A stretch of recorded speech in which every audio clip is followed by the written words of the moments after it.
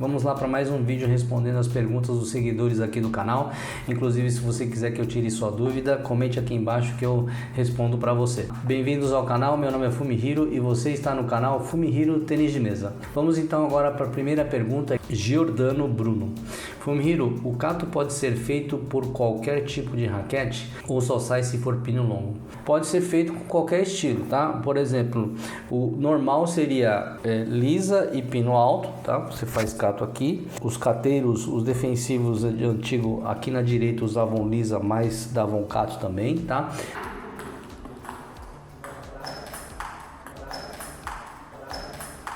Ou seja, pino alto e lisa, dá para fazer cato também.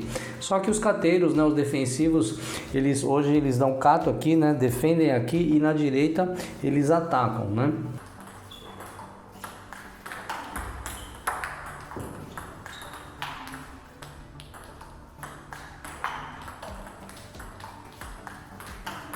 No caso, até caneta, né? Jogador caneta, jogador caneta geralmente ele usa essa parte aqui e a parte do back usa aqui também. Mas ele não é proibido de colar uma borracha aqui atrás. Ele pode colar uma borracha pino alto aqui, por exemplo, e jogar no estilo defensivo, tá? Aqui e aqui ele pode atacar.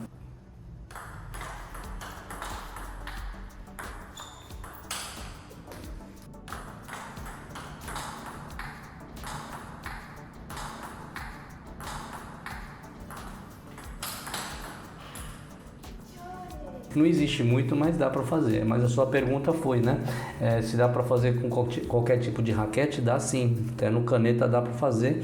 E a borracha também, tanto na lisa como no pino curto, como no pino longo também dá para fazer cato também. Só que o cato é mais fácil você fazer com pino longo, né? E sem esponja ainda, que você tem mais controle. Mas não é que não dá para fazer não, tá? Mesmo com a borracha lisa dá para fazer cato sim, e também com raquete, tanto clacineta, caneta ou clássico também, tá bom?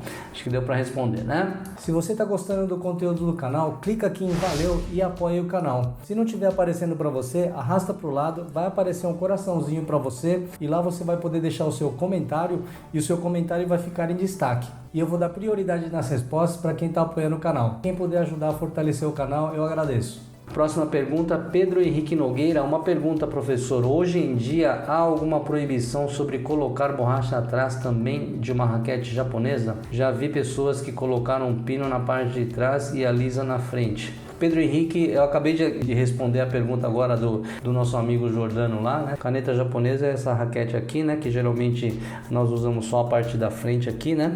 E aí a gente pode colar sim uma borracha aqui atrás e também pode colar qualquer borracha atrás, né? Tanto lisa como pino alto, e aí você joga do jeito que você tem mais facilidade, né? Se você colocar um pino alto, você pode jogar com cato. Se você usar lisa, você pode usar um drive aqui, jogar como atacante, tá? Não tem proibição nenhuma não, tá bom? O único cuidado que você tem que tomar é que você não pode tirar essa marca aqui da ITTF. Tem uma marca, né? Toda borracha tem uma marca da ITTF, a marca da borracha também.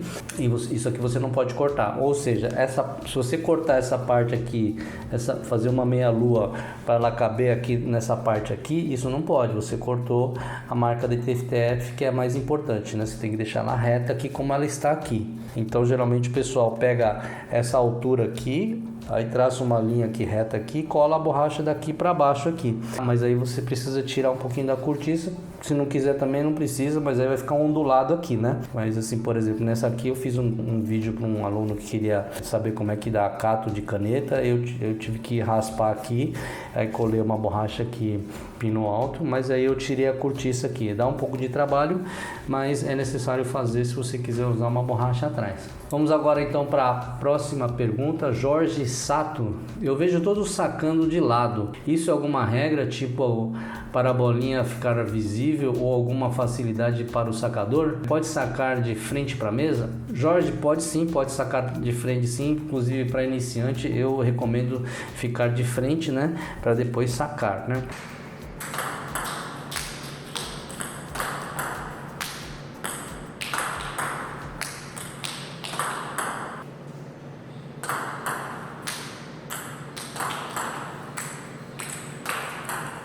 Os jogadores eles fica um pouco de lado aqui para poder esconder um pouco a bola, né? Tem um limite, né, de que você pode trazer a bola até aqui, aí às vezes fica difícil do adversário ver, e quanto mais dificuldade o adversário tiver para recepção de saque, é melhor para o jogador. O jogador profissional ele sempre trabalha no limite e ali ele tem mais facilidade.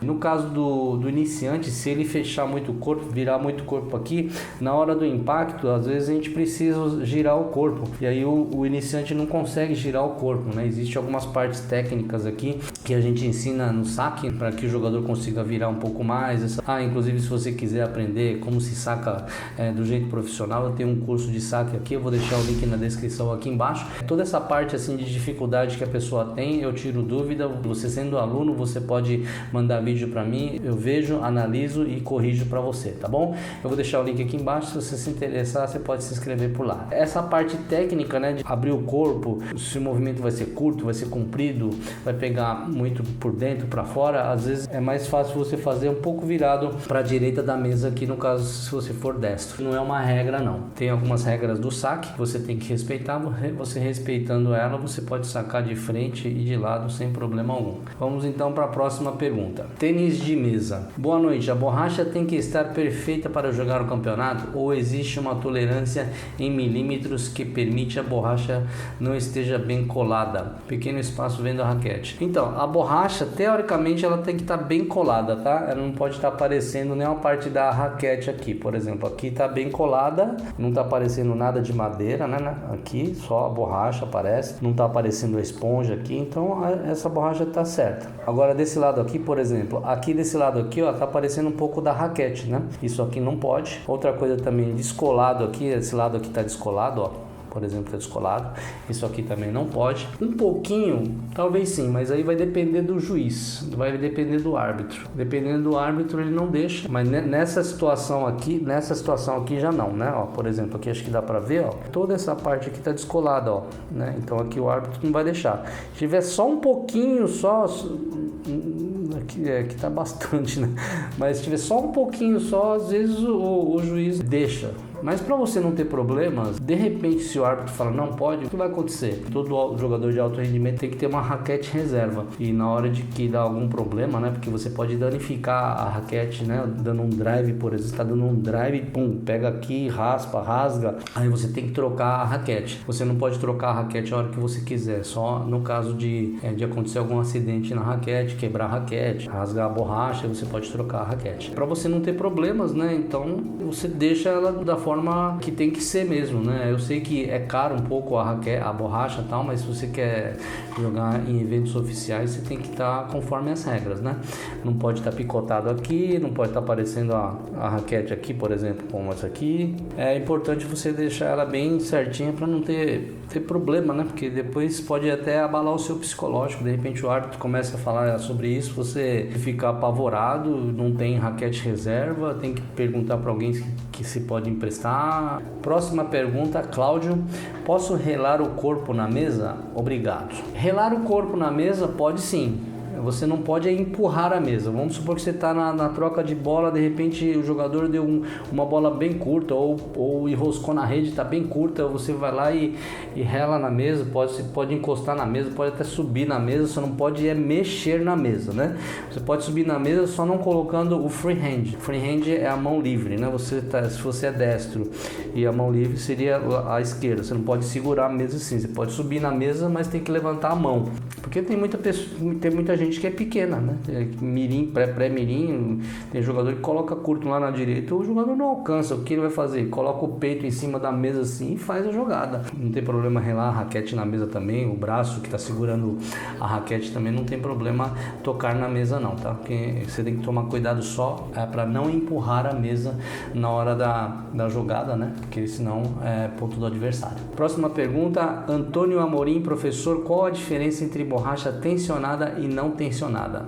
Tecnicamente eu não posso responder para você porque as empresas que têm essa tecnologia, o que eu sei é que a borracha pula mais do que uma não tensionada. A tensionada pula mais e é agregado aí um valor acima por causa da tecnologia nova e tal. É um jeito de eles esticarem um pouquinho mais a top sheet, eles esticam um pouquinho mais a borracha. É uma tecnologia aí que eu não sei como é que é feito, mas é quando eles colocam toda a borracha, tá escrito lá high tension. High tension quer dizer tensionada. Se é tensionada quer dizer que vai pular mais do que uma borracha não tensionada. O preço fica um pouco mais salgado no caso de borrachas tensionadas. Então a tensionada pula mais e a não tensionada pula menos. Agora eu quero pedir um favor aqui para você. 70% das pessoas que veem o vídeo aqui no meu canal não são inscritos. Pessoal, vamos dar uma força aqui, que é muito importante a sua inscrição aqui para ajudar o canal a poder fazer conteúdos assim de qualidade como está sendo feito esses vídeos aqui para você, tá bom? Não vai custar nada, é só clicar, se inscrever, clicar no sininho de notificações, tá bom? Aí também você ajuda a fortalecer o canal, tá? Um abraço, te vejo na próxima aula.